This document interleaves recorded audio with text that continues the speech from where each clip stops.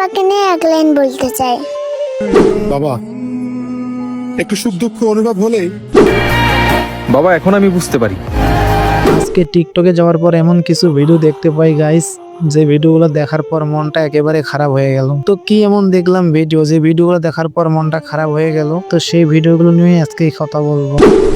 আমার জীবনে একটাই কষ্ট, বাবা বলেছিল যে আমি মরে গেলে ভার সামলাতে পারবি তো। তোমরা মূলত জানো আমি প্রত্যেকটা টিকটক ভিডিওতে রিয়াকশন দিয়ে থাকি, কিন্তু আজকে কোনো রিয়াকশন থাকবে না, কারণ আজকের ভিডিওটা কোনো সাধারণ মানুষকে নিয়ে না, বাবাদেরকে নিয়ে। বাবা, একটু সুখ দুঃখ অনুভব হলে তোমার কথা মনে পড়ে,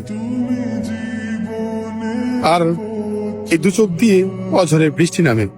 আসলে এই পৃথিবীতে যার বাবা নেই সেই বোঝে বাবা না থাকার কষ্ট। বাবা নামক বটগাছটার ছায়া যার মাথার উপর নেই সে বোঝে রোজের তাপ কতটা তীব্র। যাদের বাবা আছে তারা কিছুই মনে করে না, বাবাকে দাম দেয় না, বাবার কথা শোনে না। এবার ঈদেও অনেকেই অনেক বাবার সঙ্গে ঝগড়াঝাটি করবে শুধুমাত্র ঈদের কাপড় কেনার জন্য।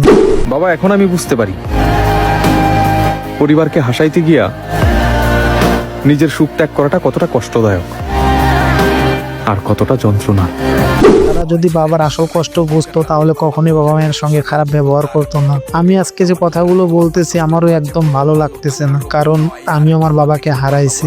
যখন আমার বাবা দুনিয়াতে বেঁচে ছিল আমাকে কত কি বলতো, আমার বাবা আমাকে সব সময় বলতো আমি যখন থাকবো না তখন তুই বুঝতে পারবি দুনিয়া কেমন। আমি সব সময় হেসে উড়াই দিতাম যে দেখা যাবে কি হবে না হবে, কিন্তু এখন আমার বাবা নেই, এখন আমি বুঝি যে দুনিয়াটা আসলে কতটা কঠিন। আসলে বাবা তুমি যতদিন দুনিয়াতে ছিলে তোমাকে বলতে পারিনি যে তোমায় কতটা ভালোবাসি। হ্যাঁ, সব সময় তোমাকে রাগ দেখাইতাম, তোমার সঙ্গে গরম মেজাজে কথা বলতাম, বাট তারপর মন থেকে তোমার প্রতি একটা ভালোবাসা সব সময় থাকতো। আমি আমার বাবাকে বুঝাইতে পারিনি আমি আমার বাবাকে কতটা ভালোবাসি, আর আমার বাবা আমাকে বুঝাইতে পারেনি সে যে দুনিয়াতে এত কিছু সহ্য করতেছে শুধু আমাদের জন্য। আসলে তখন ছোট ছিলাম তাই এত কিছু বুঝতে পারিনি। এখন আমার বাবা দুনিয়াতে নাই, তাই এখন শুধু আফসোস আর কান্না করেই যায়। তো তোমার বাবা তো দুনিয়াতে বেঁচে আছে, তুমি কেন তোমার বাবা মায়ের সঙ্গে এরকম ব্যবহার করো? তোমার হাত পা ধরে বলি, মা বাবা যতই খারাপ হোক না কেন তাদেরকে কখনোই অসম্মান করো না, তাদের গায়ে কখনোই হাত তুলো না, কারণ তোমার মা বাবা যদি বিছনাও পড়েও থাকে তারপর সেটা তোমার শক্তি, তোমার ছায়া। আর তারা যখন থাকবে না তখন শুধু আমার মতো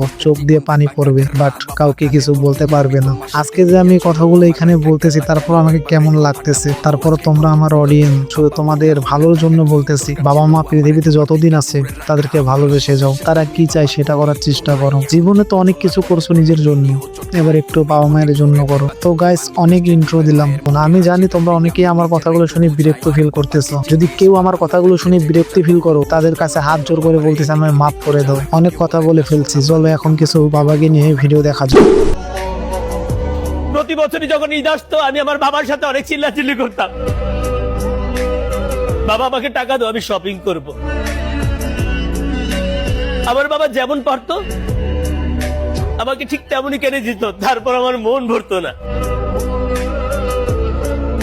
কিন্তু আমার বাবা নিজের জন্য কিছুই কিনতো না। আফসোস, আমি আমার বাবাকে কোনোদিন প্রশ্ন করিনি, বাবা তুমি তোমার নিজের জন্য কেন পোশাক কিনো না? আমি ভাবতাম আমার বাবা হয়তো বা কৃপণতা করে। আসলে সত্যিকার অর্থে বাবারা কখনো কৃপণ হয় না। বাবারা তার নিজের স্বপ্ন বিসর্জন দিয়ে তার সন্তানের ভবিষ্যৎ গড়ে।